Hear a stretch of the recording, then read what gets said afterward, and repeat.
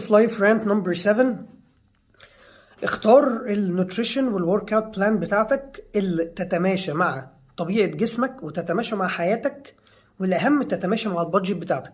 في غلطات كتيرة كواحد، يعني انا بلعب رياضة من وانا عندي 5 سنين، عندي دلوقتي 36 سنة، فتقريبا يعني طول عمري بلعب رياضة. بشوف غلطة كبيرة ناس بتعملها في حتة النوتريشن وحتة التريننج، ان هو بيمشي ورا انفلونسر معين مثلا على الانستجرام. هو بيبقى مقتنع ان هو وصل للجسم اللي هو فيه عشان مثلا طريقة تمرين معينة، فبيبدأ يقلده. في مليون حاجة انت ممكن تبقى مش عارفها، بياخد سبلمنتس ولا لا، بياخد ستيرويدز ولا لا، اكله عامل ازاي، طب هو ده تماشى مع طبيعة جسمه ولا لا. انت ممكن بطبيعة جسمك الريزيستنس او الحمل ده يبقى تقيل عليه، ممكن يبقى الحمل ده قليل مش هيتريجر ان انت تبرن فات او ان انت تزيد مصل. نفس الحكاية ليها علاقة باسلوب حياتك. انت ممكن، هو الراجل ده شغلته ان هو بادي بيلدر، فممكن يتمرن 6 ايام في الاسبوع. انت سيبك من حتة الريكفري وجسمك هيعرف يتحمل 6 ايام ولا لا زيه. انت ممكن مثلا واحد شغلك انت ما تعرفش تنزل الجيم 6 ايام في الاسبوع، فبالتالي لو مشيت مع البروجرام بتاعه ده، اول حاجة انت هتلاقي نتيجة سلبية، وانت هتشعر بالاحباط لان انت شايف ان ده جايب نتيجة مع شخص تاني، لان انت تبدا تشك في نفسك، انا مش عارفه التزم. لا، هي مش فكره ان انت مش عارف تلتزم، انت جدول حياتك مش نافع معاه الست ايام.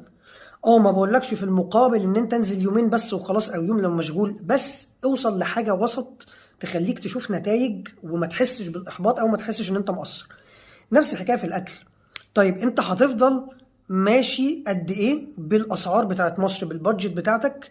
ان انت عمال تاكل افوكادو، ان انت لو عايز تجيب هيلثي فاتس فهتاكل في اليوم 300 جرام نتس، او ان انت كل يوم بالليل هتعشى سالمون عشان بروتين سريع وفيه اوميجاز. مش هتعرف تعمل ده، الحاجات دي غاليه. فماشي هتعملها شهر وشهرين، وبعدين تلاقي نفسك رجعت تاني اللي هو طيب انا مش عارف احافظ على حياه هيلثي، مش عارف اخلي الموضوع لايف ستايل، انا مش هفضل طول حياتي اصرف ده.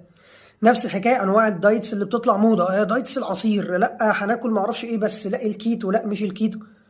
دي دايتس انت هتفضل تعملها لوقت معين لو عايز توصل لغرض سريع، ماشي، لكن هل هتفضل حياتك ماشي على كيتو؟